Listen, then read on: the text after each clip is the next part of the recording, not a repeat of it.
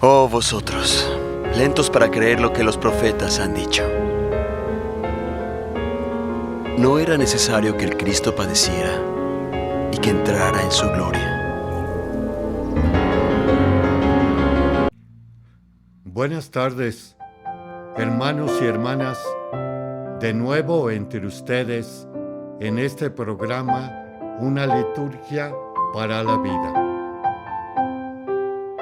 Les comparte estos momentos de reflexión el Padre Víctor Anguiano, de la Diócesis de San Cristóbal de las Casas. También pueden ustedes acceder a otros medios de comunicación, además de YouTube, Spotify, Apple Podcasts, YouTube Music, Amazon Music, como iHeartRadio. Tercera semana de Pascua. Debemos de tener bastante presente que la Cuaresma no solamente es para prepararnos a la Semana Santa, y dentro de ese núcleo ciertísimamente más importante de la Semana Santa es el Triduo Pascual. ¿Y qué trata la Pascua? Es el paso, el peregrinar, tanto de un pueblo como también de cada uno de nosotros por este caminar de la vida. Y si nos detenemos bien en ese triduo pascual, viene siendo nada menos ni nada más el caminar de Jesucristo, que también lo dice este domingo pasado, tanto la primera lectura tomada de los Hechos de los Apóstoles, específicamente del Señor Jesús. Primera lectura, Hechos 2, 14, 22 al 33. El día de Pentecostés se presentó Pedro junto con los 11 ante la multitud y levantando la voz dijo: Israelitas, escúchenme. Jesús de Nazaret fue un hombre acreditado por Dios ante ustedes, mediante los milagros, prodigios y señales que Dios realizó por medio de él y que ustedes bien conocen. Es una situación o vuelo de pájaro del Señor Jesús. Y de nuevo, Jesús de Nazaret. Vámonos al Evangelio. El Evangelio ahora es de San Lucas, capítulo 24, 13 al 35. Igualmente, los discípulos de Emaús, que precisamente regresan de Jerusalén a Emaús y se hace el encontradizo en ese camino. Y el Señor se acercó, comenzó a caminar con ellos. Pero los ojos de los dos discípulos estaban velados y no lo reconocieron. Él le preguntó: ¿de qué cosas vienen hablando tan llenos de tristeza? Uno de ellos, llamado Cleofás, le respondió: ¿eres tú el único forastero que no sabe lo que ha sucedido en estos días en Jerusalén? Él les preguntó, ¿qué cosa? Ellos le respondieron, lo de Jesús el Nazareno, que era un profeta poderoso en obras y palabras, ante Dios y ante todo el pueblo. El peregrinar de Jesús, el peregrinar del pueblo judío. Por eso oímos también la Pascua judía, de una situación de desgracia, pecado, esclavitud, humillación, a una situación, poseer la tierra que emana leche y miel. Y en el ínter está el paso por el Mar Rojo, más el paso por el río Jordán, para entrar a la tierra prometida. Y ese peregrinar nos lo está bastante aclarando la segunda lectura de Pedro, que precisamente nos habla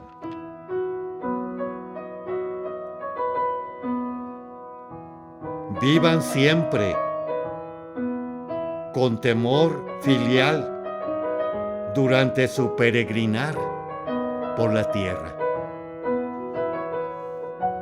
Según se dice, allá estuvimos nosotros, creo yo, haciendo memoria de aquella serie de películas El Padrino en Italia, la clásica Cosa Nostra. En suma, eran precisamente los grandes líderes de los cárteles. ¿Y qué hicieron en aquel entonces los italianos? Deben ustedes o debemos nosotros de adoptar un monumento de nuestra ciudad. No solamente en pintarlo, no solamente en restaurarlo, sino qué hizo aquel personaje en el cual mereció hacerle una estatua o una placa mínimamente de conmemoración. Y vayámonos a nuestra patria. Precisamente deberíamos recobrar esta memoria. No solamente y buenamente se prohibió los narcocorridos aquí en nuestro país. Y más que eso, es para que resaltáramos las calles también de nuestra ciudad. Calle Insurgentes, calle 1 de Mayo, calle Sóstenes Esponda, calle o monumento Benito Juárez, monumento, etcétera. Zapata, muy conocido. Aquellos y aquellas personas que en este peregrinar de la vida, como el Señor Jesús, pues pasaron haciendo el bien. Haremos un espacio y regresamos en unos momentos.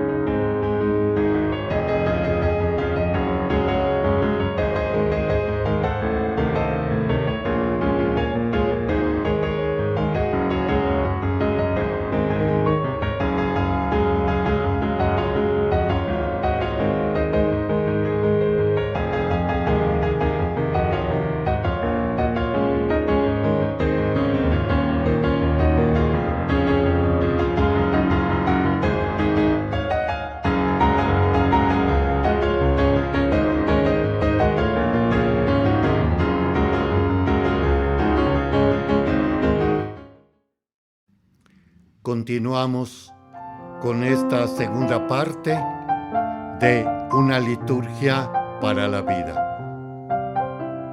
Comentábamos la Pascua, que la Pascua, de nuevo, no solamente debe ayudarnos a preparar el trido pascual, sino también nuestro bautismo. De ahí que la lectura de la colecta del domingo pasado nos habla precisamente de ese bautismo. Y dice así: Señor, tú que nos has renovado en el Espíritu, al devolvernos la dignidad de hijos tuyos, concédenos aguardar, llenos de júbilo y esperanza, el día glorioso de la resurrección. Por Jesucristo nuestro Señor.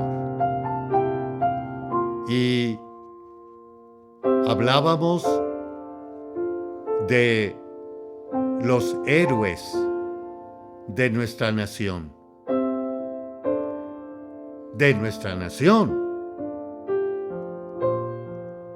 Uno de ellos también, bueno sería desempolvar aquellos y aquellas que se les ha dado aquí o allá reconocimientos, precisamente por haber hecho mucho en el caminar o peregrinar o su pasar por esta vida. Una placa, una medalla, un pergamino, un monumento. Pero vayámonos a nuestra fe.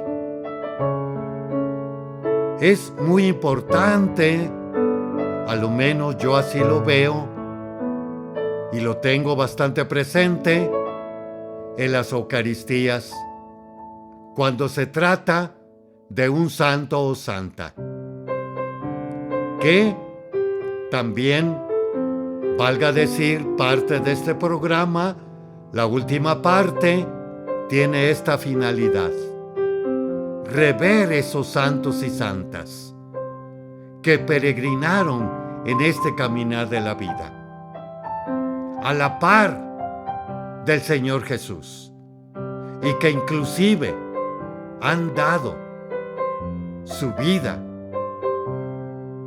completamente, hasta algunos derramar la sangre, como son los mártires, que cuando en la Eucaristía salimos revestidos del color rojo, queriendo darnos a entender precisamente la sangre derramada, como en otra hora va a decir el Señor: mi causa, por mi causa, cuando los injurien, maldigan y digan cosas de ustedes falsamente.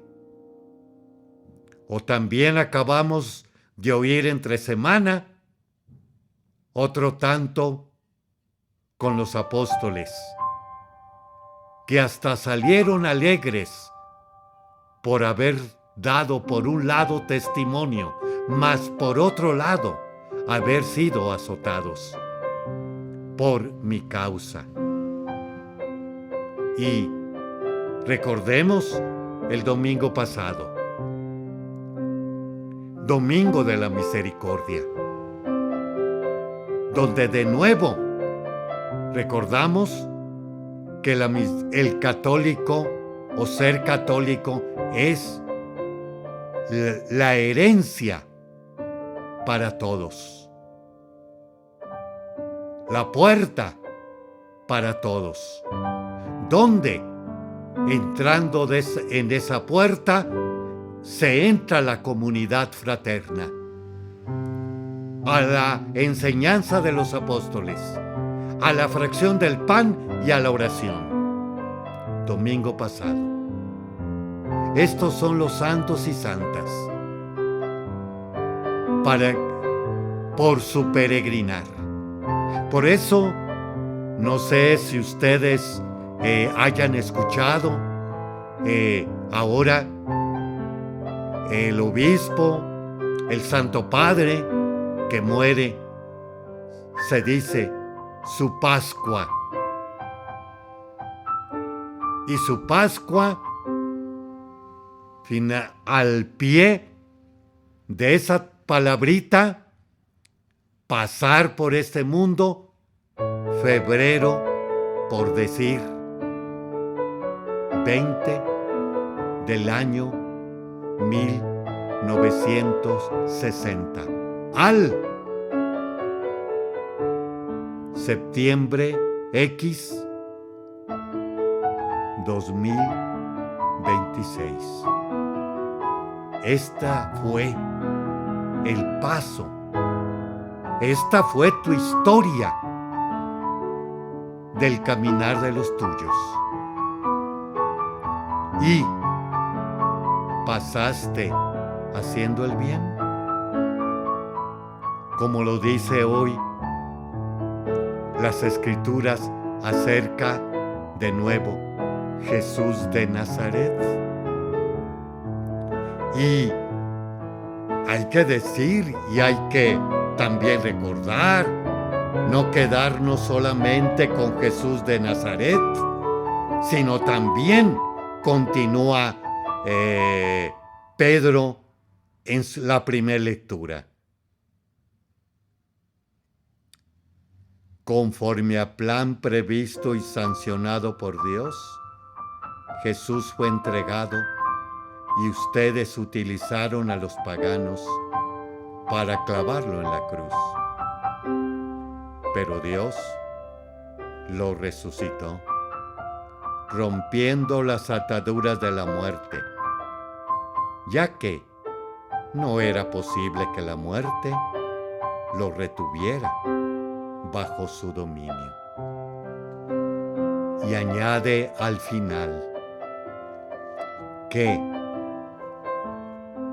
fuimos nosotros comprados no por oro y plata, sino fuimos nosotros comprados,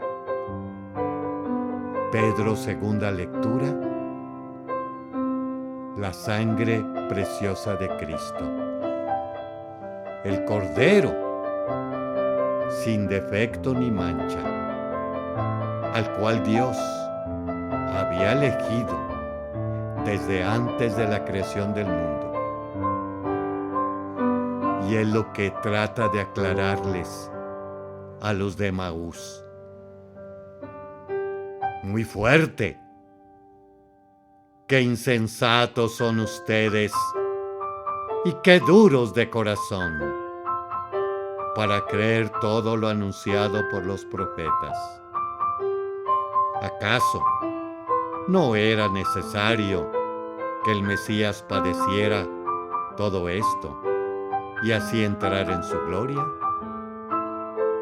Y comenzando por Moisés y siguiendo por los profetas, les explicó todos los pasajes de la Escritura que se referían a él.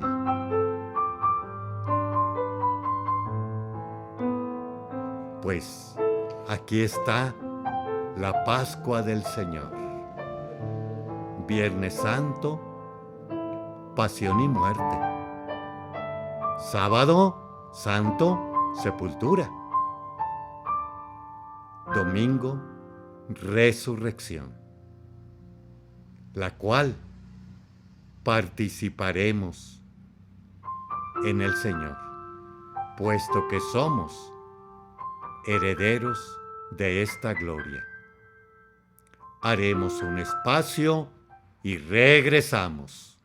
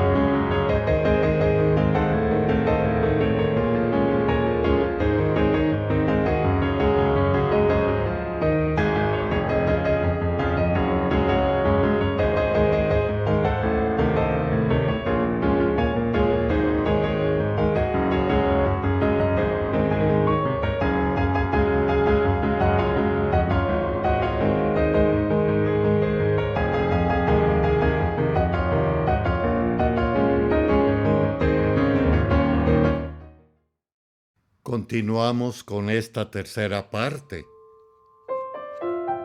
Tiempos privilegiados, claves para comprender y vivir lo litúrgico. Las tres islas del Tríodo Pascual. La tarde del Jueves Santo, el Viernes Santo y la Vigilia Pascual. El Tríodo Pascual, núcleo de toda liturgia de la Iglesia, lo constituyen la celebración vespertina del Jueves Santo, el Viernes Santo y la Vigilia Pascual. El Tríodo Pascual es la contemplación y celebración del amor, la muerte y la resurrección del Señor. Pero estas celebraciones no son sino diversas fases de un solo misterio. Nunca se deben entender los días del Tríodo Pascual como tres islas aisladas que destacan y emergen de la monotonía movediza del mar del año, aunque no sobresalgan como islas. El Tríodo Pascual lo constituye toda la cadena de la cordillera que está por debajo, todo el bloque de montañas unidas, pues es la actualización y repetición continuada de la salvación de Cristo en todos los días del año, en toda la historia del hombre. El Jueves Santo, el Viernes Santo y la Vigilia Pascual destacan y emergen sobre el agua de lo cotidiano, como islas santas, porque son las tres celebraciones más importantes del año litúrgico. Son el resumen y la expresión plena de la Pascua. Sin embargo, estas tres islas no existirían si carecieran de base, si por debajo del agua no hubiese la continuidad y prolongación de las montañas menores, que, aunque no llegan a ser islas y a emerger, son el cimiento que sustenta todo. Estos 3 días alcanzan la altura máxima del misterio pascual, aunque la liturgia desglosa y separa su unidad en las celebraciones diversas, por la razón de la riqueza que encierra cada paso del misterio de Cristo. Pero en la celebración de cada uno de estos días no se ha de perder de vista la isla de la otra. La cruz del viernes no se entiende sin el amor del jueves y sin la resurrección del domingo. Jueves Santo, primera isla. Cristo que ama. Su amor es un servicio al hombre y un compromiso para ayudar a que el ser humano llegue a vivir dignamente en el mundo. El principio animador de todo es el amor, que lo posibilita la fraternidad, la comprensión, la comunión. Cristo de rodillas. Inciso B. Su actitud de ponerse a los pies de todos, de lavar los pies cansados de ir y venir por la vida, es un ejemplo que debe continuarse. Ponerse de rodillas una vez es fácil. Hacerlo como norma y comportamiento habitual es exigente, porque es comunicación vital, que no tiene nada de falsa humildad. Inciso C. El Cristo que comparte. Da todo lo que tiene, a todos. Por eso instituye la Eucaristía, que es dar lo que se tiene y sacrificarse por el otro. La Eucaristía es comunión con Dios y comunión fraternal. Segunda isla, Viernes Santo. Inciso A. Cristo que muere. La muerte es el acto definitivo del hombre. En ella se agudiza el misterio humano. Se acentúa la soledad del individuo. Se pone a prueba el futuro y la esperanza.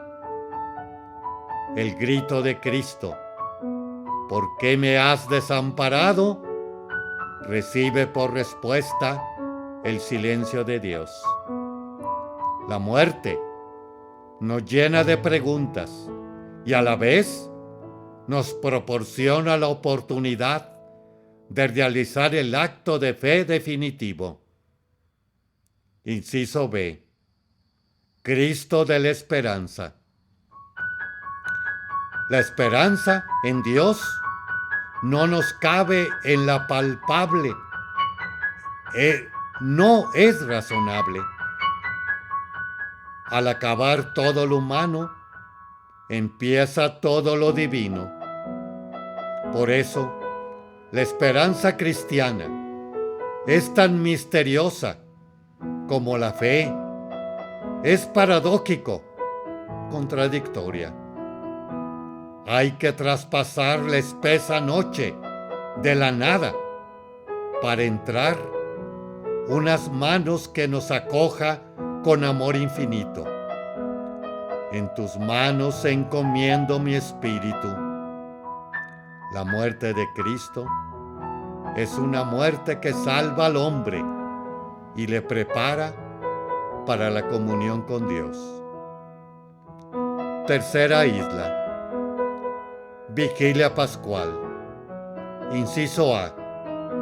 Cristo que vence a la noche. La Vigilia Pascual celebra el compromiso adquirido por Dios de hacer caminar unidos el cielo y la tierra.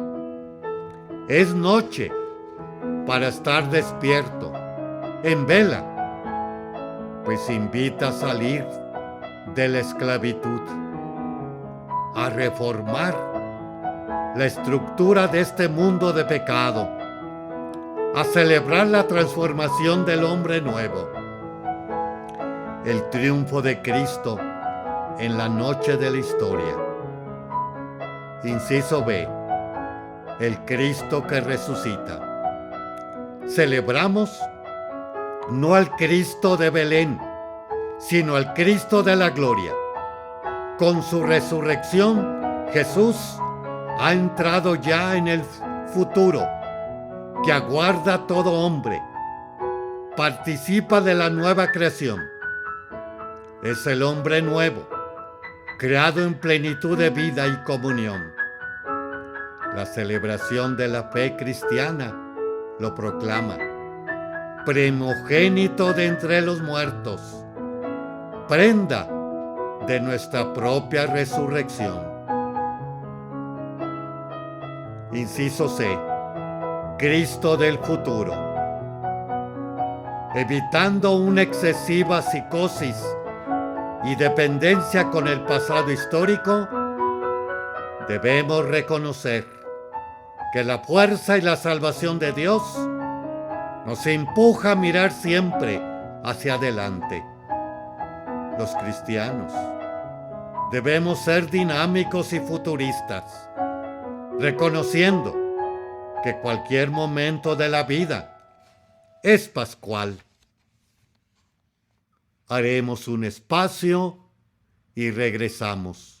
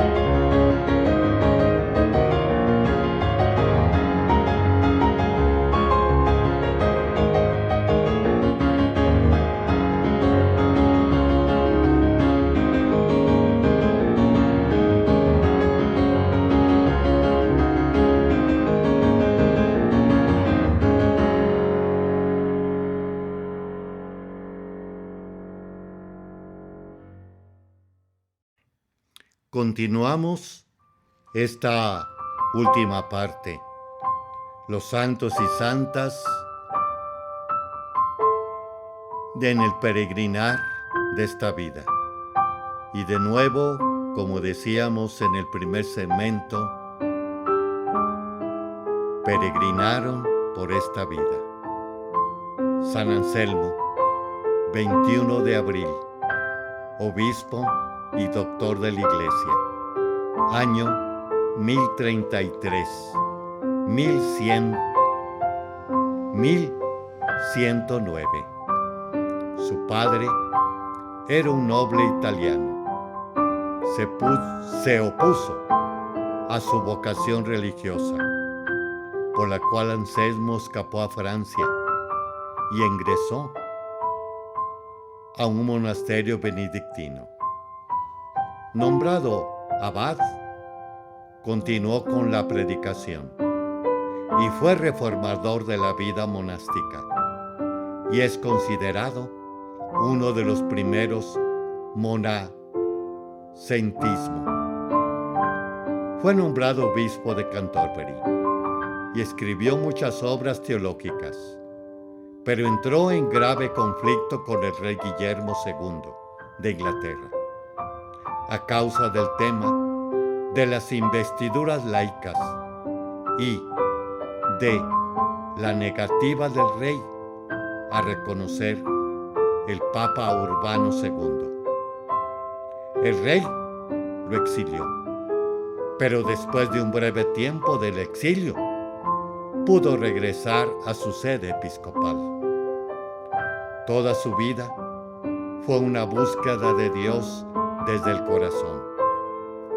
El catecismo cita a Anselmo: la fe trata de comprender, y luego continúa: un conocimiento más penetrante suscitará a su vez una fe mayor, cada vez más encendida de amor. Número 158 del Catecismo de la Iglesia. 23 de abril, San Jorge Mártir, año 303. Fue educado por su madre en la fe cristiana. Se enroló en el ejército y llegó a ser parte de la guardia personal del emperador Diocleciano. Pero dejó las armas y se enfrentó a él a causa del trato injusto y la persecución que se hacía a los cristianos. Entonces fue encarcelado y sufrió el martirio. Existen muchas leyendas sobre Jorge, de sus enfrentamientos con figuras mitológicas. Lo cierto y lo más importante es que defendió su fe, a riesgo de su propia vida. Es patrón de soldados y de diversos lugares de Europa. Su defensa de la fe lo llevó al supremo sacrificio del que habla el catecismo. El único sacrificio perfecto es el que ofreció Cristo en la cruz, en la ofrenda total al amor al Padre, por nuestra salvación. Uniéndonos a su sacrificio, podemos hacer de nuestra vida un sacrificio para Dios. Número 2100. Adalberto Obispo, 956-1039. También el 23 de abril. De una familia noble de Bohemia, sentía fuertemente la llamada al trabajo misionero y a la reforma del clero. Fue el segundo obispo de Praga.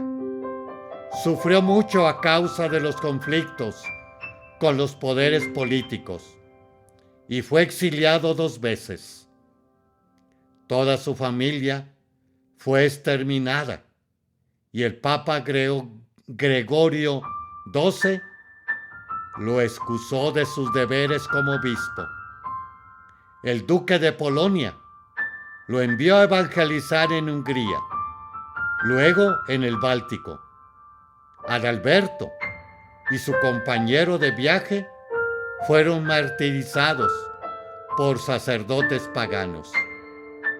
La vida de Adalberto habla poderosamente sobre la perseverancia que no cede ante ningún acontecimiento, por muy doloroso o difícil que parezca.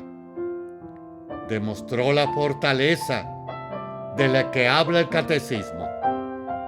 La fortaleza es la virtud moral que asegura en las dificultades la firmeza y la constancia en la búsqueda del bien. Número 1808. 24 de abril. San Fidel de Sigmaringa, presbítero y mártir, 1578-1622, llamado Marcus Rey, y era padre español y madre alemana. Obtuvo el doctorado en leyes y filosofía y practicó el derecho con la intención de defender a los más desfavorecidos. Luego entró en la orden capuchina y allí recibió el nombre de religión Fidel. Su oficio era predicar y servir a las tropas austriacas. Fue destinado a liderar un grupo de predicadores, trabajando para la congregación, para la propagación de la fe, para la predicación a protestantes, especialmente a los calvinistas, que habían extendido mucho por Suiza y Alemania. Predicaba con elocuencia y fuerza, pero su suavidad y ejercía un gran atractivo en quienes lo escuchaban. Fue víctima de una emboscada y martirizado. Haciendo honor a su nombre, Fidel fue un hombre fiel, lleno de fe y defensor de la fe hasta el fin, como afirma el Catecismo. Desde los siglos, a través de muchas lenguas, culturas, pueblos y naciones, la Iglesia no cesa de defender su única fe. Número 172.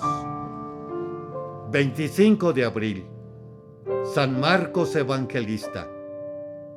Era discípulo de Pedro y autor del segundo Evangelio. Además de contar con su Evangelio, sabemos que acompañó a Pablo en la misión de Chipre. Después de ir desde Jerusalén a Antioquía con Pablo y Bernabé, los escrituristas deducen que debió de haber alguna disputa con Pablo, porque repentinamente Marcos ya no la acompañaba. Pero también, aunque aseguran que más bien debieron reconciliarse, según se desprende de posteriores comentarios de Pablo sobre Marcos, de quien dice que fue su consolador en la prisión. Marcos también tiene relación con Pedro, que lo llama su hijo. Marcos fue uno de los primeros misioneros de la Iglesia, siguiendo el mandato de Cristo. El Catecismo habla de cómo Dios utiliza las capacidades de las personas para transmitir su mensaje, diciendo que Dios ha inspirado a los autores humanos de los libros sagrados. Marcos utilizó sus talentos bajo la inspiración de la gracia de Dios y nos ha dejado uno de nuestros mayores tesoros en su Evangelio. Número 106. Gracias, hermanos y hermanas, y que nuestro peregrinar o Pascua por esta vida no sea en vano. Que nos empujen no solamente los héroes de aquí y de allá, más que todo los santos y santas y María Santísima, la fiel discípula, nos conforte al llegar a ese puerto de la patria y gloria eterna. Buenos días para todos.